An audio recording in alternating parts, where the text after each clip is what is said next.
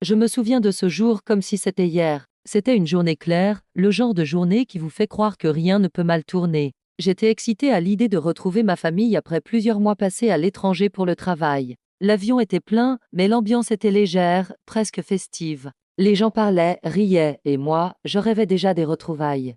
Quelques heures après le décollage, tout a basculé. Un bruit sourd a résonné dans l'avion, suivi d'une escousse violente. Je me suis accrochée à mon siège, mes pensées s'emballaient. Les cris des passagers ont empli la cabine, et j'ai senti la peur s'installer dans mon cœur. L'équipage tentait de garder son calme, mais je pouvais voir la terreur dans leurs yeux. Nous avons commencé à descendre, rapidement, trop rapidement. Je me souviens avoir fermé les yeux, priant pour que cela se termine. C'était comme une éternité, cette chute. Puis, un impact brutal. Le bruit du métal contre le sol, les hurlements, et une obscurité soudaine. Quand je suis revenu à moi, tout était chaos. L'odeur de la fumée et du carburant remplissait l'air. J'ai ouvert les yeux et j'ai réalisé que j'étais toujours en vie. Mais le paysage devant moi était apocalyptique. Dames débris, des cris, des visages en détresse. J'ai essayé de me lever, mais la douleur m'a coupé le souffle. Mes jambes étaient coincées sous un siège. Je me suis mise à crier pour demander de l'aide, mais la panique régnait.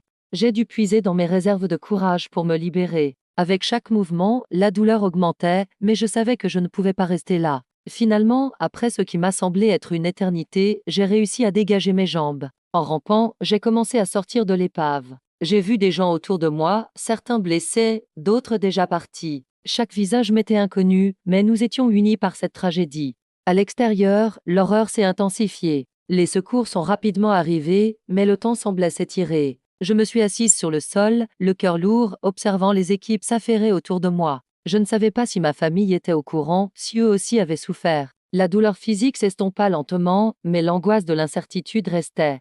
Les jours qui ont suivi ont été un tourbillon d'émotions. La tristesse pour ceux qui n'avaient pas survécu, la gratitude d'être en vie, mais aussi la culpabilité d'avoir échappé à la mort. J'ai appris à porter cette cicatrice invisible, à m'en servir comme d'une force. Je suis devenue une survivante, non uniquement par le hasard, mais par la volonté de vivre.